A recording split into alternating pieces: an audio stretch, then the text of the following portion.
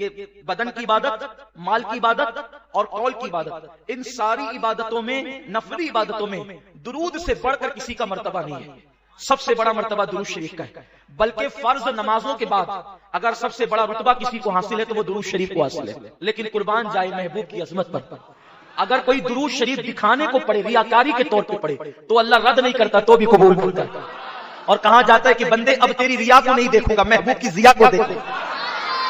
تیری ریا نہیں دیکھی جائے گی، اب حبیب کی ضیا دیکھی جائے گی، اور ان کے رکے بددعا کے صدقے تجھے ثواب عطا کیا جائے گا۔ اسی لیے حضرت ابی ابن کعب رضی اللہ تعالیٰ عنہ حاضر ہوئے، عرض کیا یا رسول اللہ صلی اللہ تعالیٰ علیہ وسلم، میں چاہتا ہوں کہ اپنے 24 گھنٹوں کے 4 حصے کروں اور ایک حصہ میں درود شریف پڑھتا رہوں، آقا کیسا رہے گا؟ سرکار فرماتے ہیں بہت اچھا ہے، اگر اس میں زیادتی کرو تو اور بہتر ہے تمہارے لیے۔ عرض کی یا رسول اللہ 24 گھنٹے کے آدھے حصے میں اب میں آپ پہ درود و سلام ہی پڑھتا رہوں گا۔ آقا فرماتے بہتر ہے، لیکن اس میں اور اضافہ کرو تو اچھا۔ عرض کی یا رسول اللہ پونا حصہ درود و سلام۔ آقا فرماتے بہتر ہے، اور زیادہ کرو تو اچھا۔ عرض کیا یا رسول اللہ فرض نمازوں کے بعد رات و دن میں صرف آپ پہ درود و سلام پڑھوں گا۔ آقا فرماتے ہیں اگر تم نے ایسا کر لیا تو اللہ تجھے دنیا کے غموں سے بھی آزاد کر دے گا، آخرت کے غموں سے بھی آزاد۔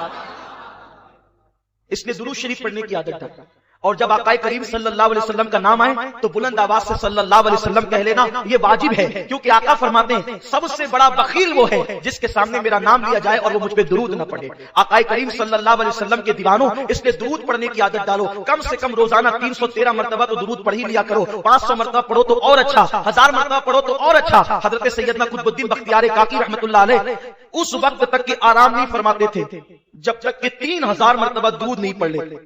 3000 مرتبہ درود پڑھنے کے بعد آپ آرام فرماتے تھے۔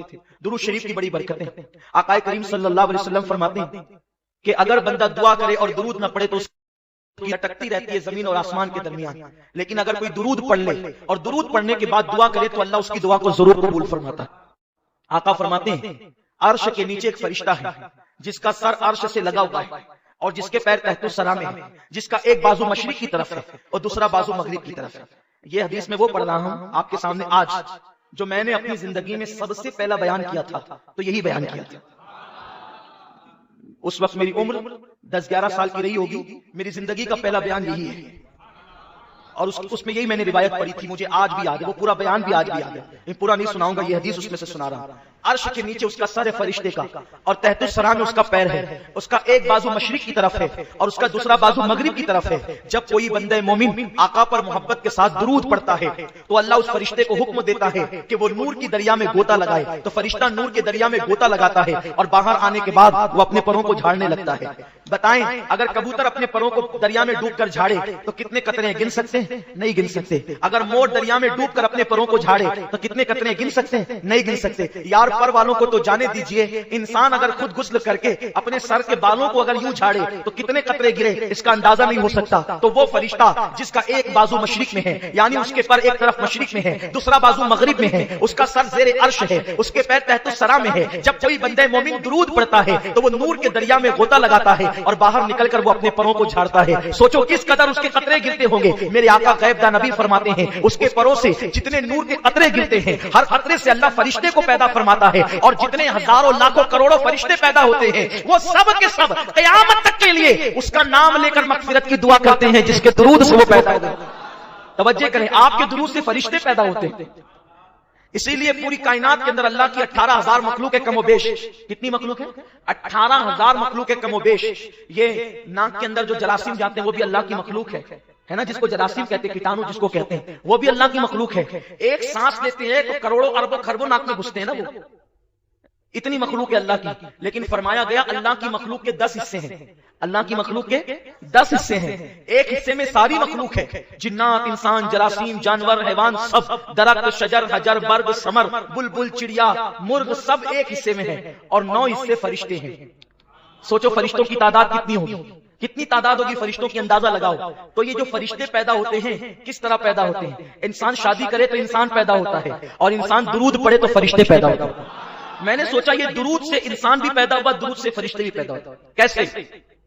جب آدم و حوا کا نکاح ہوا تو اللہ نے کہا آدم نکاح کے بعد میرے محبوب پر مہر کے طور پہ درود پڑھ، میرے محبوب پر درود پڑھ بطور مہر، یہ مہر ادا ہوگا. آدم نے درود پڑھا تو حوا حلال ہو گئی، حوا حلال ہو گئی تو دنیا بحال ہو گئی. اب آپ اندازہ فرمائیں، یہ دنیا وسیع ہو گئی، دنیا میں لوگ پیدا ہو گئے. اللہ اکبر، بغیر درود کے نہ انسان پیدا ہوا اور نہ بغیر درود کے فرشتے پیدا ہوتے ہیں. تو اب بتائیں جو درود نہیں مانتے ان مردودوں کا وجود کیسے؟ فرشتے بھی بغیر درود کے نہیں، انسان بھی بغیر درود کے نہیں. تو جن مردودوں کو اعتراض ہے درود پر، ارے درود وہ ہے، اللہ نماز نہیں پڑھتا نماز کا حکم دیتا ہے، روزہ نہیں رکھتا روزے کا حکم دیتا ہے، حج نہیں کرتا حج کا حکم دیتا ہے. درود وہ عمل ہے، وہ درود بھیجتا بھی ہے اور درود پڑھنے کا حکم بھی دیتا ہے. وہ لا شریک بھی مومنوں کو کہتا ہے کہ جب تم درود پڑھتے ہو تو ہم بھی درود تمہارے ساتھ بھیجتے ہیں یا ہم بھیجتے ہیں. سنو میرے آقا فرماتے ہیں جب تم دعا کرو یا دعا سنو تو بلند آواز سے آمین کہو.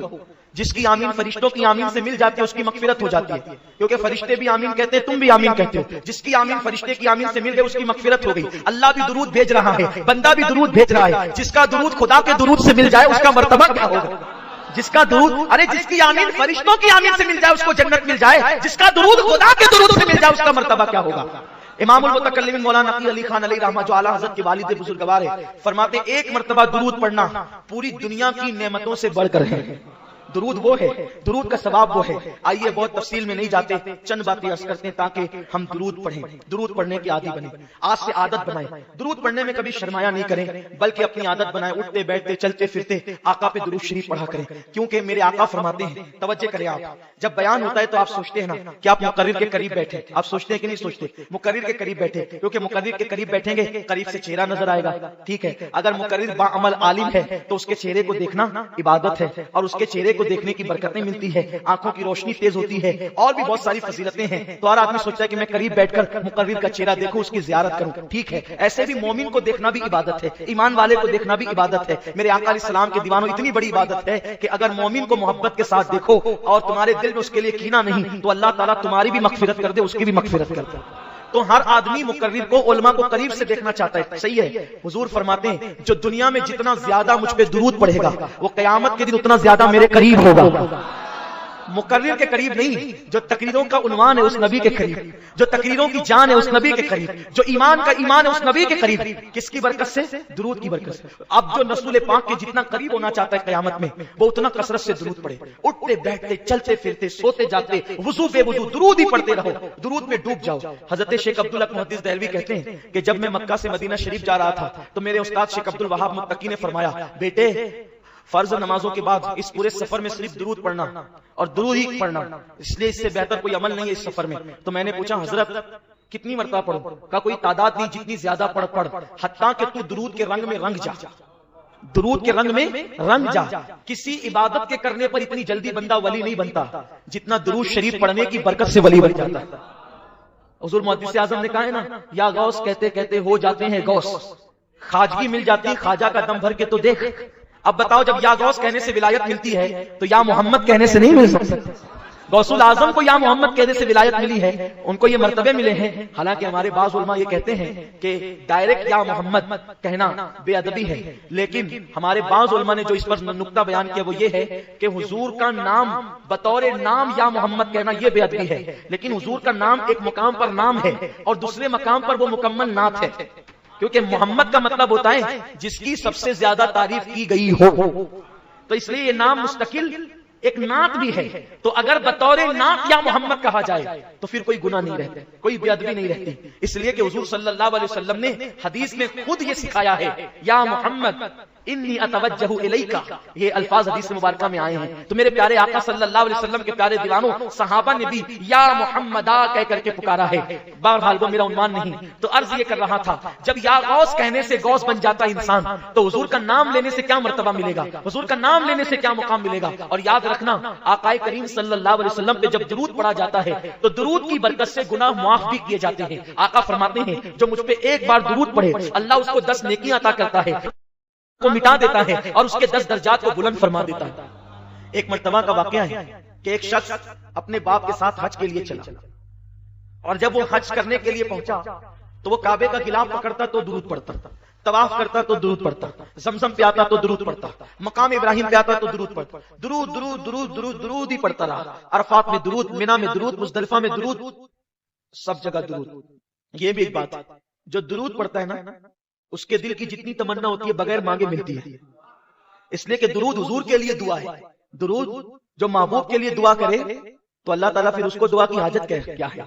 अब यहाँ ये बात मत सोचना कि हम हुजूर के लिए दुआ करते हैं तो हुजूर के मरते पढ़ते नहीं। अल्लाह अकबर, हम हुजूर के लिए दुआ करते हैं तो अपनी बिगड़ी बनती है। हम हुजूर के लिए दुआ करते हैं तो अपनी बिगड़ी बनती है। और दुरूद दुरूद दुरूद पढ़ते रहे। वो नौजवान को एक बुजुर्ग ने देखा, लोगों ने उस बुजुर्ग का नाम अलग बयान किया है, लेकिन ज्यादातर लोग जिस बुजुर्ग का नाम बयान करते हैं वो हजरत मालिक इब्ने दिनार है। हजरत मालिक इब्ने दिनार ने उस बंदे को देखा और पूछा कि ए बंदे, तू तवाफ करता है तो दुरूद पढ़ता है, अरफा में दुरूद, मुजदलिफा में दुरूद, मकाम पर दुरूद, मुल्तज़म पर दुरूद, हर जगह दुरूद दुरूद, क्यों क्यों दुरूद पढ़ता है? उसने कहा, अगर आप इतने बड़े अल्लाह के बरगज़ीदा बंदे न होते तो मैं आपको ये राज कभी न बताता। मैं जो आ रहा था अपने बाप के साथ, जब मैं अपने बाप के साथ सफर हज पे निकला तो मुझे मालूम है कि मेरा बाप बड़ा पापी है, लेकिन मेरी नीयत ये थी कि मेरा बाप हज कर लेगा तो अल्लाह तबारक व तआला उसके गुनाह को माफ कर देगा। लेकिन अफसोस इस पर हुआ कि जब हम लोग हज का सफर करते रहे तो अचानक रास्ते में मेरे बाप की तबीयत अलील हुई और उसका इंतकाल हो गया। और जब उसका इंतकाल हो गया, सहरा था, जंगल था, बियाबान था, मैंने उस गम के आलम में कि अब मैं और मेरा बाप, मैं कैसे इसकी तदफीन करूं, क्या करूं, कुछ समझ में नहीं आता था। ऐसे में मैंने सोचा कि एक काम करते हैं कि बाप के लिए कब्र खोदते हैं। मैं अपने बाप के लिए कब्र खोदने लगा तो मैंने क्या देखा कि मेरे बाप की शक्ल गधे की तरह हो गई, उसका पूरा जिस्म इंसान की तरह और उसकी शक्ल गधे की तरह। मैं तो और परेशान हुआ कि मेरे लिए ताज्जुब की बात ज्यादा न थी, लेकिन फिर भी अफसोस था कि वो बाप है, क्योंकि वो बहुत बड़ा पापी इंसान था, बहुत बड़ा गुनहगार था, सियाकार था वो। ऐसे में मैंने उसके जिस्म पे चादर डाल दी, क्योंकि अब मैं क्या कर सकता था। मैंने उसका चेहरा छुपा दिया और मैं उसके सिराने बैठ करके रोने लगा। एक तो बड़ी मेहनत से कब्र खोदी रेत में, अब उसको दफन करना है, लेकिन इसका चेहरा गधे की तरह हो गया, चेहरा बिगड़ गया। और मैं देख करके डरता भी था, हैरत भी करता था, गम भी था, अफसोस भी था। उसी रोते रोते मेरी आंख लग गई। जब मेरी आंख लगी तो मैंने क्या देखा कि खूबसूरत जवान मेरे ख्वाब में दिखे और बहुत खूबसूरत सा चेहरा था, काली काली जुल्फे थी, खूबसूरत सी आंखें थी और उनके जिस्म से खुशबू की लपेटें उठ रही थी। वो चलते थे तो ऐसा लगता था जैसे अर्श फर्श पर आ गया हो। उनकी उस मासूम अदा को देखकर मैं हैरान था। वो सीधा आए और आने के बाद मेरे बाप की मैयत से चादर हटाया, देखा तो जो है वो गधे की तरह चेहरा था, अपना मुबारक हाथ चमकता हुआ उन्होंने मेरे बाप के चेहरे पे फेरा तो मेरे बाप का चेहरा 14वीं रात के चांद की। अगर हुजूर का इश्क पैदा करना है तो हुजूर का जिक्र तो करना पड़ेगा, और हुजूर का जिक्र इतना लंबा चौड़ा है, मैं मुख्तसर करता हूं। देखिए एक मिसाल आपके सामने रखता हूं, चलिए कहीं से शुरू करते हैं। अब तवज्जो है आप सबकी। जिक्र उसका आया है जहां फरिश्ते भी अदब से ठहर जाते हैं, जिक्र उसका आया है जहां जिब्रील भी खिदमत करते नजर आते हैं। मेरे इमाम कहते हैं, क्या बड़े मजे की बात कहते, तेरे दर का दरबार है जिब्रील आजम, जिसके दरवाजे के दरबान को जिब्रील कहते हैं, जिसके दरवाजे के दरबान को जब जिब्रील दरबान इतना अजीम है तो वो घर वाला मुस्तफा जाने रहमत की अजमतों का आलम क्या हो। मुसलमानों कलमा किसका पढ़ते हो? तेरे दर का दरबार है जिब्रील आजम, तेरा मदह खा हर रसूल व वली है, और कहते है बेताब जिसके लिए अर्श आजम है। हाँ, लोग हमें गुजरात में और राजस्थान में और एमपी में धमकियां देते हैं कि हमारे यूपी में बहुत शेर समझते हैं, आप हमारे यूपी में हालात का शेर पढ़ोगे तो कोई चुप नहीं रहेगा। मैंने कहा हम पढ़ के देख चुके हैं, कोई बात। अब तो ऐसा लगता है कि यूपी से भी इल्म जा रहा है, ऐसा लगता है, वरना इमाम अहले सुन्नत का शेर कितना बड़ा मैंने पढ़ दिया, कितना क्या है बेताब जिसके लिए अर्श आजम है बेताब जिस, हाँ, अब ऐसा लगता है कुछ रमक बाकी है बेताब, हाँ है आगे है बेताब जिसके लिए अर्श आजम है, बेताब जिसके लिए अर्श आजम बेताब है। वो क्या है बेताब जिसके लिए अर्श आजम, वो उस राह रवे ला मकान की गली है, वो उस राह रवे ला मकान जिसकी गली के लिए अर्श बेताब हो। अहलियाने मिंबर की भी दुआएं चाहता हूं, तवज्जो तो फरमाए, जिसके लिए नहीं, जिसके नबी के लिए अर्श बेचैन नहीं है, नबी की गली के लिए अर्श बेचैन है। जिसकी गली के लिए अर्श बेचैन होता है उसे मोहम्मदुर रसूलुल्लाह कहते हैं। जब गली का और दरबार का ये आलम है तो ज़ाते मुस्तफा जाने रहमत का आलम क्या हो। मुस्तफा जाने रहमत इमाम हुसैन शहजादे मौलाए कायनात नारे हैदरी। میرے بھائی ہم بہتوں کا ذکر کر چکے ہیں, اب ذرا حضور کا ذکر کریں, اپنی اولاد کے سینے میں عشق رسول پیدا کریں, محبت رسول پیدا کریں. تو ایک چھوٹی بہت مختصر سی بات سے آغاز کرتے ہیں. کوئی بندہ ہو, اس کی کوئی ایک چیز لے لیتے, کچھ لے لیں, چلیں دماغ میں کیا آ رہا ہے اس وقت, چلیں اس کا تھوک لے لیں, کسی بھی آدمی کا تھوک لے لیں. تھوک کسی کا بھی اچھا نہیں ہوتا. تھوک سمجھتے ہیں نا, منہ سے جو لعاب نکلتا ہے اس کو کیا کہتے ہیں, تھوک کہتے ہیں, اس کو لعاب بھی کہتے ہیں, ٹھیک ہے. تو تھوک کسی کا بھی اچھا نہیں ہوتا. مفتی صاحب ہو, مولانا صاحب ہو, وکیل صاحب ہو, ڈاکٹر صاحب ہو, انجینئر صاحب ہو, کسی کا تھوک اگر معاذ اللہ ثم معاذ اللہ, اگر سمجھانے کے لیے کہہ رہا ہوں, ملانے کے لیے نہیں کہہ رہا ہوں, اگر آپ لوگ اتنا پیار کر رہے ہیں, مسافہ کر رہے ہیں, ہاتھ چوم رہے ہیں, اگر گلاس کے اندر میں تھوک دوں کوئی نہیں پیے گا, اور پینا بھی نہیں چاہیے. اسلام کے اندر بھکتی ہے, اندھ بھکتی ہے. اسلام میں ہم بھکت ہیں لیکن اندھ بھکت نہیں ہے. اسلام آنکھ کھول کر زندگی گزارنے کا حکم دیتا ہے, جو مذہب نماز میں آنکھ بند کرنے کی اجازت نہیں دیتا. سمجھ میں آتی ہے میری بات آپ کو؟ جو مذہب, آپ علماء سے مسئلہ پوچھیں, مفتیوں سے, آپ نماز میں آنکھ بند نہیں کر سکتے. نماز میں آنکھ, سنت یہ ہے کہ نماز آنکھ کھول کے پڑھو. جو مذہب عبادت آنکھ کھول کر کرنے کا حکم دیتا ہو, وہ تجارت میں آنکھ کھولنے کی اجازت کیوں نہیں دے گا؟ وہ عقیدت میں آنکھ کھول کر زندگی گزارنے کی اجازت کیوں نہیں دے گا؟ ہمارے یہاں بھکتی تو اگر کوئی پیر صاحب یا مولانا صاحب گلاس میں تھوک دے تو اچھی بات ہے, لیکن تھوک دے ہم نہیں پیتے, کیونکہ تھوک اچھی چیز, تھوک کسی کا بھی ہو اس میں جراثیم ہوں گے, سچی بات ہے. یہ دیکھیے, یہ جو ممبر ہے نا, یہاں 2 اور 2 4, 2 اور 2 3 اور 5 نہیں ہے, یہاں 3 5 نہیں کرتے, اور جو 3 5 کرتا ہے اس کو یہاں بیٹھنے کے وہ قابل نہیں رہتا. ہاں, یہاں 3 5 کرنے والے کی جگہ یہاں 2 اور 2 4 والے کی جگہ ہے.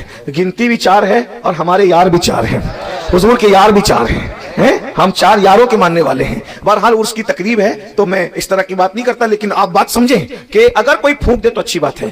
پھونکنے میں دم ہے اور تھوکنے میں بیماری ہے. سمجھ آئی بات؟ یہ ہے تھوک. اسی لیے جگہ جگہ لکھا رہتا ہے تھوکنا منع ہے. جو لوگ کہتے ہیں نا ہم نبی کی طرح ہیں, وہ مولویوں کو بھی تھوکنے کی اجازت نہیں ہے, ان کو بھی, وہ بھی نہیں تھوک سکتے, کوئی نہیں تھوک سکتا. تھوک ہے.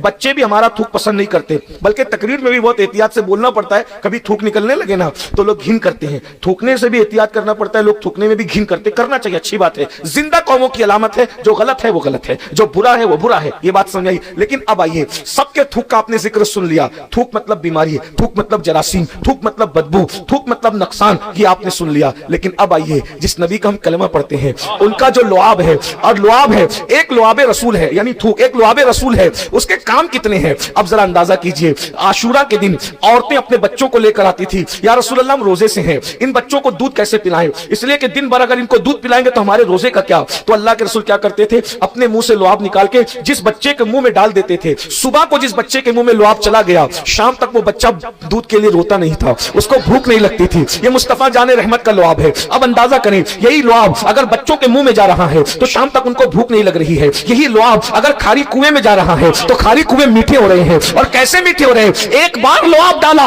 تو قیامت تک کے کنواں میٹھا ہو گیا, اس کا کھارا پانی جو ہے وہ ہمیشہ ہمیشہ کے لیے میٹھا ہو گیا. ارے 1450 سال پہلے لعاب ڈالا تھا, جا کے مدینہ منورہ کے کنووں کا پانی پیو, اب بھی وہ کنووں کے اندر وہ لذت ہے. خدا کی عزت کی قسم, میٹھے سے میٹھے پانی میں وہ لذت نہیں ملتی جو لعاب ملے ہوئے کنووں کے اندر لذت ملا کرتی ہے. ایک الگ ہی تاثیر ہے, ایک الگ ہی لذت ہے. پھر اس کے بعد صرف کھاری کنویں میٹھے نہیں ہوتے, بلکہ سوکھے کنویں میں پانی ڈال دیا, سوکھے کنویں میں لعاب ڈال دیا جائے تو وہ کنواں جو ہے پانی سے بھرتا ہوا نظر آتا ہے. دیکھ رہے لعاب کا کام. اس کے بعد اندازہ فرمائے, حضرت قتادہ کی آنکھ میں ڈھیلا جو ہے وہ باہر آ گیا, تو قتادہ آنکھ کا ڈھیلا ہاتھ میں لے کر آئے. یا رسول اللہ میری آنکھ ہی نکل گئی. اللہ کے رسول نے اپنا لعاب نکالا اور لعاب نکال کر کے قتادہ کی آنکھ پہ لگا دیا, اور آنکھ پہ لگانے کے بعد اللہ کے رسول نے وہاں رکھ کر کے ہاتھ پھیر دیا.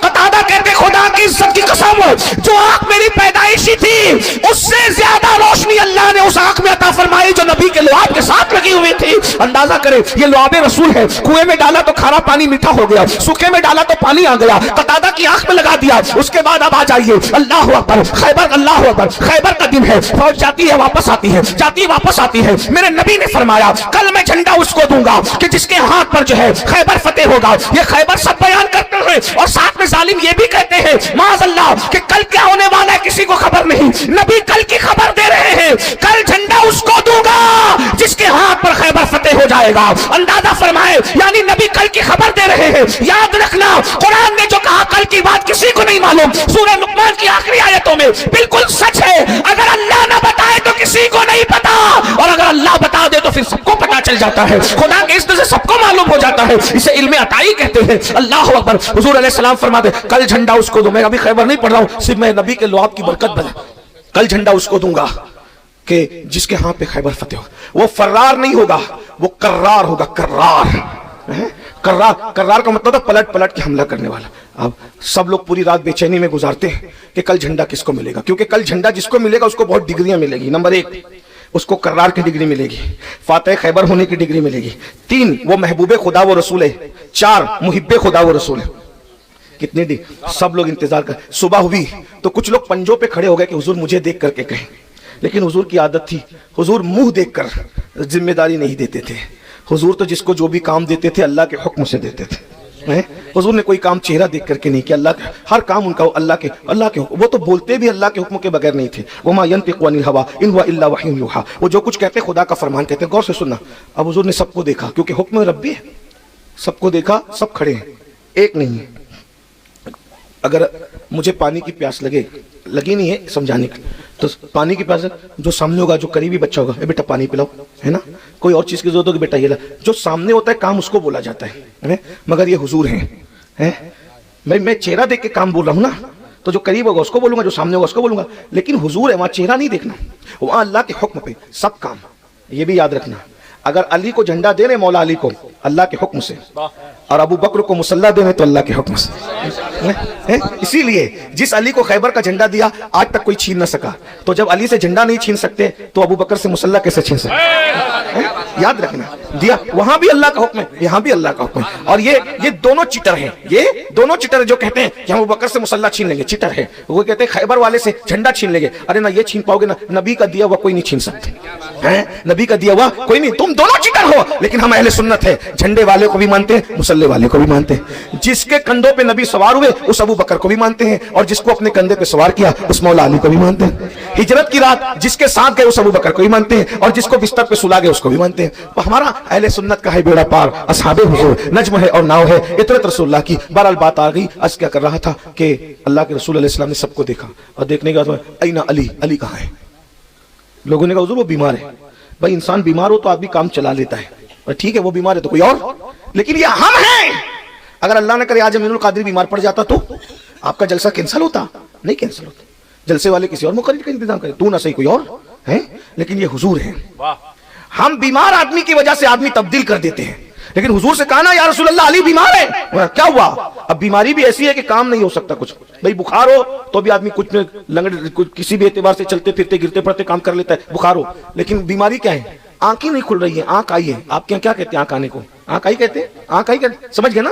وہ بہت دکھتی آنکھیں, بہت دکھتی. آنکھ آئی ہے, آنکھ کھلتی نہیں, وہ آنکھ آئی ہے. لوگ آقا نے بلاؤ اس کو. لوگ مولا علی کو سہارا دے کر لائے, جو علی ہم سب کا سہارا ہے. آنکھ نہیں کھل رہی تھی, ان کو لے کر کے حضور نے فرمایا کیا ہوا؟ اس کی حضور میری آنکھ آئی ہے. سرکار علیہ السلام نے کیا کیا؟ اپنا لعاب نکالا, مولا علی کی آنکھ میں لگا دیا. نبی کا لعاب جب آنکھ میں لگا اسی وقت آنکھیں کھل گئی. اور مولا مشکل کشا فرماتے جس دن سے نبی نے میری آنکھوں میں اپنا لعاب ڈالا ہے اس کے بعد سے میری آنکھوں میں کبھی کوئی تکلیف ہی نہیں ہوئی. یہ اپنے نبی کے لعاب کا اثر ہے. میں ایک لعاب کی بات کر رہا ہوں. اب یہی لعاب سن لیجئے, یہی لعاب حضرت جابر کے گھر کے کھانے میں پڑ جائے. سبحان اللہ. سنا ہے پتا ہے آپ کو؟ پتا ہے یہ بات؟ نبی کے لعاب مختصر پڑھتا ہوں 2 منٹ کے اندر, پھر بات ختم کرنے کی طرف لے جاتا ہوں. اللہ کے رسول علیہ السلام, جنگ خندق کا موقع ہے. میں عرض کروں نا, آپ تھک تو نہیں گئے نا؟ کتنے لوگ تھک گئے ذرا ہاتھ اٹھائیں تو, جو تھکے ہیں, اور جو نہیں تھکے ہاتھ اٹھا کے ذرا بلند آواز سے درود شریف پڑھیں. اللهم صل وسلم وزد وبارك على سيدنا مولانا محمد معدن الجود والکرم وآلہ وصحبہ وبارک وسلم. صلاۃ و سلام علیک یا سیدی یا رسول اللہ. جلدی ہی پڑھ رہا ہوں, ٹائم کا مجھے خیال ہے, مجھے جانا بھی ہے, وقت پہ پہنچنا بھی ہے, شاید 5 بجے مجھے ایئرپورٹ پہنچانا ہے. تو بس زیادہ نہیں, تھوڑی سی بات میں سمیٹنے لگا ہوں, بات کوئی پھیلانے سے پہلے سمیٹ رہا ہوں. اللہ کے رسول علیہ السلام, جنگ خندق کا موقع ہے. یہ بات میرے نوجوانوں کو معلوم ہونا چاہیے کہ حضور وہ قائد ہیں, ہمارا قائد, ہمارا نبی وہ قائد ہے جس نے صرف ہاتھ نہیں چمائے نا. اللہ کے رسول علیہ السلام نے دین کے لیے خندق کھودی ہے. ہاں, جب یہاں پر ہم پہنچتے ہیں تو ہمیں احساس, بہنوں سے بھی توجہ چاہتا ہوں, ہمارے نبی نے خندق بھی کھودی ہے. اور یہ بات بھی یاد رکھیں کہ नबी ने दीन के लिए खंदक जो खोदी है ना, जो खंदक खोद रहे थे, मक्के के दुश्मन जो है मदीने मुनव्वरा को और इस्लाम को मिटाने आए थे, तो हजरत सलमान फारसी ने मशवरा दिया था कि 3 तरफ से तो पहाड़ है, एक तरफ से खुला हुआ है, तो अगर हम उनसे बचना चाहते हैं तो खंदक खोदेंगे। तो रसूलुल्लाह ने जिन लोगों को खंदक दी थी सहाबा को खोदने के लिए, जितना दूसरों को दिया था उसके डबल हुजूर ने अपने पास रखा था खोदने के लिए। जबकि अपना तरीका क्या होता है पता है, काम हम दूसरों को देते हैं। जैसे आप बुरा मत मानना, मैं कोई टिप्पणी नहीं कर रहा हूं और सही भी नहीं होगा। ऐसे अगर ये जलसे का टेंट बन रहा है और मैं और मौलाना बैठे हुए हैं तो काम आप लोग करेंगे, मैं नहीं करूंगा। मैं सैयद साहब हूं, ये मौलाना साहब है, ना सैयद साहब करेंगे ना मौलाना साहब करेंगे, काम कौन करेगा? पब्लिक करेगी। ऐसी है ना, ऐसी होता है, होना भी यही चाहिए। लेकिन हम लोग कभी झाड़ू नहीं देंगे हैं, क्योंकि हम मौलाना लोग हैं, डॉक्टर है, इंजीनियर है, बड़े लोग हैं, बड़े लोग काम नहीं करते। लेकिन हमारे आका वो कायद हैं कि अल्लाह के रसूल अलैहि सलाम ने जो काम सहाबा को दिया था दीन के लिए वो खुद किया। बल्कि इसमें एक बात ऐड कर दूं, कैसे थे मेरे आका? बहुत जुल्म किया हमने, ना अपने बच्चों को नबी को बताया, न अपनी नस्लों को नबी को बताया। आज जो रोना रोने ना कि बच्चे मुर्तद हो रहे हैं, बच्चियां मुर्तद हो रही है, ये हांडी हमारे सर फूटना है क़यामत के दिन। तुमने नबी बताया ही नहीं। अगर नबी बता दिया होता कोई मुर्तद नहीं होता। हमने नबी नहीं बताया। बहुत माफी के साथ कह रहा हूं, नबी की सीरत बयान नहीं की।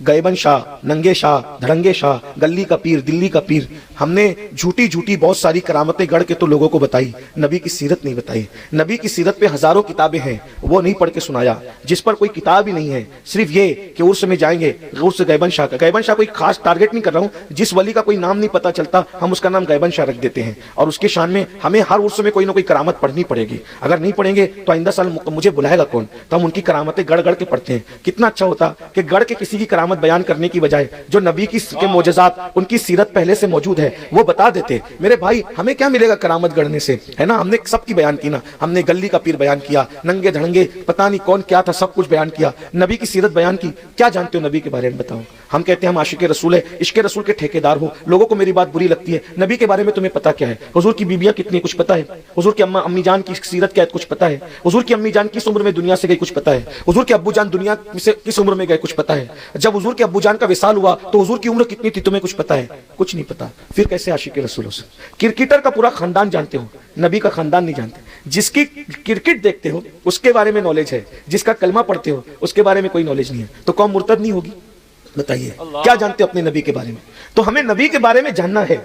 और एक बात आपसे कहता हूं, उर्स हो ना उर्स, तो हम मुकर्रिर को कहें यार करामत किसी की बयान करने से बेहतर है हमें नबी की सीरत सुनाओ, हमें नबी का मौजज़ा सुनाओ, हमें नबी का हुस्न सुनाओ। हाँ, ये बात मैं आपको कह रहा हूं। अगर अमीनुल कादरी की कोई शान बयान करता है उसको बोलो चुप, अमीनुल कादरी को मानना मेरे लिए ईमान नहीं है, जिसको मानना मेरे लिए ईमान है उसकी शान बयान कर, ये बात होनी चाहिए। लेकिन आप लोग भी जिसका खा रहे हो उससे गद्दारी कर रहे हो, ये बात एक बहुत बहुत माफी के साथ कर रहा हूं। और बुरा लगे तो बुरा मानना, आइंदा हम नहीं आएंगे आपकी बस्ती में, आपकी यूपी में नहीं आएंगे। लेकिन अगर सच्ची है तो कयामत को दिलो दिमाग में समा करके बताओ मेरे भाइयों, अगर यहाँ यहाँ यहाँ नबी का जिक्र होगा, नबी की नात पड़ी जाएगी, तुम्हारी जबान पे सुभान अल्लाह नहीं आएगा, ना शायर को मेहनत करना पड़ेगी, अरे बोल ये कर वो कर। और अगर तुम्हारे पीर का नाम आएगा तो तुम पैसे उड़ाओगे। बताओ, नबी से ज्यादा पीर को मान रहे हो? ये शिर्क को फिर रिसालत नहीं है तो फिर क्या है? बताइए, मैं गलती कर रहा हूं मेरे उलमा, अगर मैं कोई नई इस्तिलाह का मुजीद नहीं हूं, लेकिन आपसे मैं पूछना चाहता हूं, मेरा पीर कितना ही बड़ा हो, नबी की नालैन से जो जर्रा लगा था ना, मेरा पीर उस जर्रे के बराबर नहीं हो सकता। मेरा पीर मेरे लिए मोहतरम है, मैं उसका नाम बगैर वुजू नहीं लेता, लूंगा भी नहीं, मगर नबी है। मेरे इमाम कहते हैं, हम तो इमाम अहमद रजा के फिक्र के वारिस है, जर्रे झड़कर तेरी पैजारों के, जर्रे झड़कर तेरी पैजारों के ताजे सर बनते हैं सैयारों के। ये गौस पाक क्या है? नबी की चौखट के गुलाम है। गरीब नवाज क्या है? नबी की चौखट के गुलाम है। अरे मौला अली कहते हैं, अना उबैदुम मिन इबाद मोहम्मद, मैं नबी के गुलामों में से इतना गुलाम हूं। ये सिद्दीक अकबर क्या नबी के गुलाम है, फारूक आजम क्या है? जब ये सहाबा नबी के गुलाम है तो मेरी और मेरे और हमारे दौर के लोगों की औकात क्या है? लेकिन तुम लोग ना खलफ हो, तुम लोग नबी से कहीं ना कहीं जो है माज़अल्लाह जो है वो दूर हो रहे हो कि तुम्हारे पीर का जिक्र आता है तो तुम उछल जाते हो, और नबी का जिक्र आता है मजमा ठंडा पड़ा रहता है। तो ये शायर क्या करेगा? जब इसको कमाना ही है तो वो नबी का जिक्र क्यों करेगा? वो तुम्हारे पीर का जिक्र करेगा। अगर वो पीर की कोई शान नहीं भी है तो वो गढ़ गढ़ के बयान करेगा। उसको मालूम है आइंदा साल जलसे में आना है, तो इनको जो पसंद है। लेकिन बताओ कलमा तुमने किसका पढ़ा? भाई पीर से मोहब्बत करो, मैं मना नहीं कर रहा हूं, सबसे मोहब्बत करो, मैं मना नहीं कर रहा हूं, लेकिन इतना मेरा फैसला सुन लो, दुनिया में एहतराम के काबिल है जितने लोग, दुनिया में एहतराम के काबिल है जितने लोग, मैं सबको मानता हूं मगर मुस्तफा के के बाद, मैं सबको मानता हूं मगर मुस्तफा के बाद। इसलिए हम सुन्नियों की महफिल में वही मिजाज वापस लाना होगा जो इमाम अहमद रजा के दौर में था, जो गौसे आजम के दौर में था, जो गरीब नवाज के दौर में था। किसी का भी जिक्र हो तो हम उसको दाद देंगे, लेकिन जब नबी का जिक्र हो तो नबी के जिक्र से हमारी महफिलें जिंदा हो जाना चाहिए, नबी के जिक्र पे हमें कुर्बान हो जाना चाहिए। हमारे इमाम ने हमें ये दिया, उन्हें जाना, उन्हें माना, न रखा गैर से काम। लिल्लाहिल हम्द, मैं दुनिया से मुसलमान गया।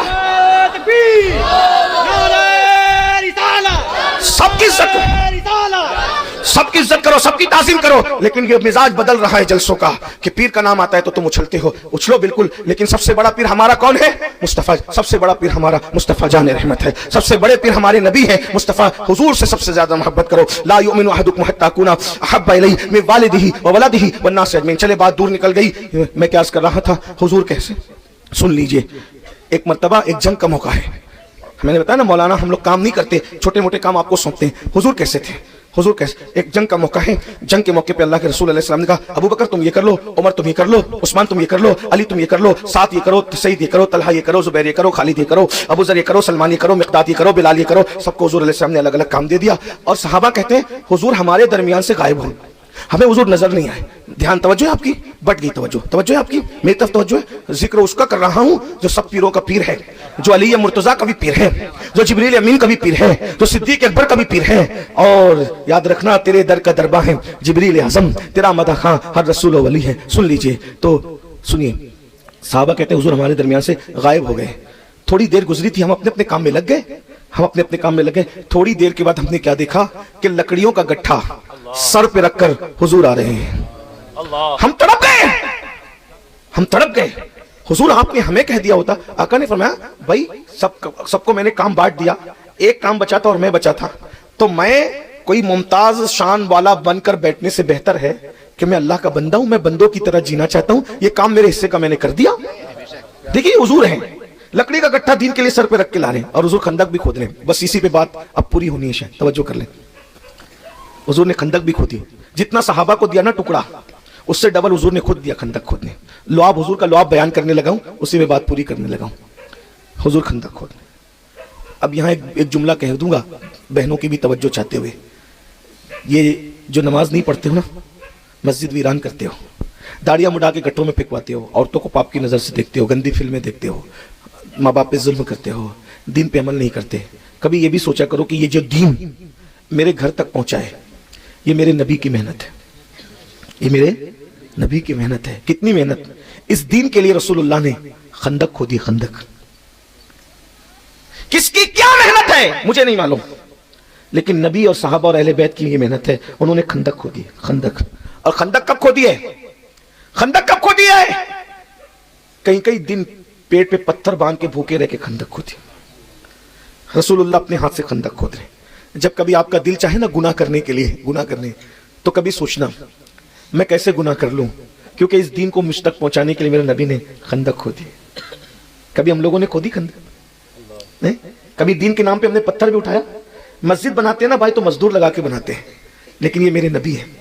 कयामत के दिन तुमसे पूछा जाएगा, इश्क मुस्तफा के दावेदारों, आज अगर दीन को तुमने पीठ के पीछे डाला है, तुम्हारी बच्चियां बेपर्दा घूम रही हैं, तुम्हारे घर की बेटियां आधी आस्तीन के कपड़े पहन के फिर रही है, तुम गंदी गंदी फिल्में, गंदी पिक्चरें, जिना के मनाजिर जो देखते हो ना, अल्लाह पूछेगा मेरे महबूब ने इसी दिन के लिए खंदक खोदी थी कि वो दीन की इशाअत के लिए मेहनत करेंगे और तू दीन को पीठ के पीछे डालेगा? क्या जवाब दोगे?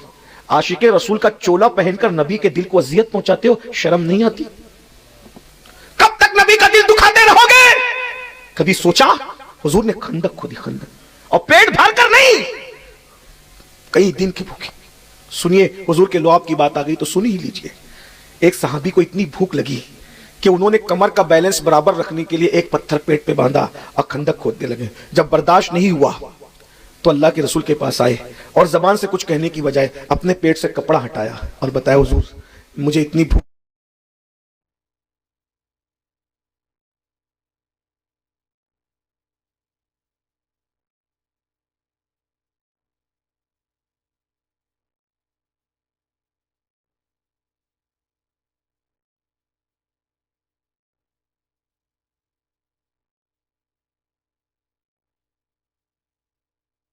جب انہوں نے نبی کو اپنے پیٹ کا پتھر دکھایا تو اللہ کے رسول نے زبان سے کچھ کہنے کی بجائے رسول اللہ نے اپنے پیٹ سے کپڑا ہٹایا. تو جب کونین کے مالک بادشاہ کونین نے اپنے پیٹ سے کپڑا ہٹایا تو کیا دیکھا؟ صحابہ کے پیٹ پر ایک ایک پتھر تھا اور کونین کے مالک مصطفیٰ جان رحمت کے پیٹ پر دو دو پتھر تھے. حضور نے اپنے پیٹ پہ 2 پتھر باندھ رکھے تھے. بتائیں حضور کتنے دن کے بھوکے ہوں گے, اور اتنے دن کے بھوکے رہ کے حضور اللہ کے دین کے لیے خندق کھود رہے تھے, اللہ کے دین کے لیے. یہ منظر حضرت جابر نے دیکھا, تڑپ گئے. سرکار جابر تڑپ گئے, گھر گئے دوڑے دوڑے, بیوی سے کہا دیکھو میں نے وہ منظر دیکھا ہے کہ میں تڑپ گیا ہوں. کیا دیکھا؟ حضور کے پیٹ پہ 2 پتھر ہیں. کئی دن سے نبی کے گھر میں چولہا نہیں جلا. اگر تم اجازت دو میں حضور کو دعوت دے دوں, حضور کو اپنے گھر بلا لوں, دعوت دے دوں. بیوی نے کہا ہاں ہاں ہمارے گھر میں ایک بکری ہے نا, ہم ذبح کر دیں گے نبی کے نام پہ, لیکن دیکھو ایک ہی بکری ہے اور آدھا سیر جو ہے, ہم صرف نبی کو کھلا سکتے ہیں, نبی کے سوا ہم کسی کو نہیں کھلا پائیں گے. تو حضور کو دعوت دو گے تو کیسے دو گے؟ عورتیں تو عورتیں ہوتی ہیں نا, حضور کو دعوت دو گے تو کیسے دو؟ کہ کیسے؟ حضور کے کان میں کہنا حضور آپ کو دعوت ہے اور کسی کو پتہ نہیں چلنے دینا. حضرت جابر آئے, حضور کے کان میں کہا حضور میں نے آپ کے پیٹ پہ پتھر دیکھا. میرے جوانوں, میرے بھائیوں, میرے عزیز بچوں, میرے بیٹوں, میرے بھائیوں, ذرا غور کیجیے نا, ہم ایک دن میں 4 مرتبہ پیٹ بھر کے کھاتے ہیں, کھاتے ہیں نا, 4 بار پیٹ بھر کے کھا کے زنا کے اڈوں پہ جاتے ہیں, شراب کے اڈوں پہ جاتے ہیں, جوؤں کے اڈوں پہ جاتے ہیں. یہ دین اتنی آسانی سے ہم تک نہیں پہنچے. یہ جلسے والا دین نہیں ہے بھائی, باشن دیا, راشن لیا اور گھر چلے گئے. یہ جلسے والا دین, اللہ کے رسول نے خندق کھود کے دین آپ تک مجھ تک پہنچائے. حضور کی بہت محنتیں, حضور کا پسینہ بہائے, حضور کا خون بہائے, حضور کا خون سر سے لے کر نالین تک آیا ہے, تب یہ دین ہم تک پہنچائے. اس دین کی قدر کرو, اس دین کی عزت کرو. قیامت کے دن حضور کا سامنا کرنا پڑے گا. اگر حضور کے سامنے گئے نا اور حضور نے منہ پھیر لیا, او دجال جھوٹے, میں نے تو محنت کر کے خون بہا بہا کر, پسینہ بہا بہا کر تیرے دیہات تک میرا اسلام پہنچایا تھا, تو اپنے چہرے پہ داڑھی بھی نہیں رکھ سکتا تھا, تو 5 وقت کی نماز کے لیے ٹائم بھی نہیں نکال سکتا تھا. اگر کل قیامت کے دن حضور نے منہ پھیر لیا تو کہاں جاؤ گے؟ کس کی چوکھٹ پہ جاؤ گے؟ کس کے دروازے پہ دستک دو گے؟ حضور کو اپنا دین بہت پسند ہے, حضور نے اس دین کے لیے بہت محنت کی ہے, حضور نے بہت محنت کی صلی اللہ علیہ وسلم. حضرت جابر آتے, یا رسول اللہ میں نے آپ کے پیٹ پہ 2 پتھر دیکھے, حضور مجھ سے برداشت نہیں ہے, ہمارے گھر میں ایک بکری قبول کر لیجئے, آپ دعوت قبول کیجئے یا رسول اللہ. میرے آقا فرماتے ہیں اچھا. تو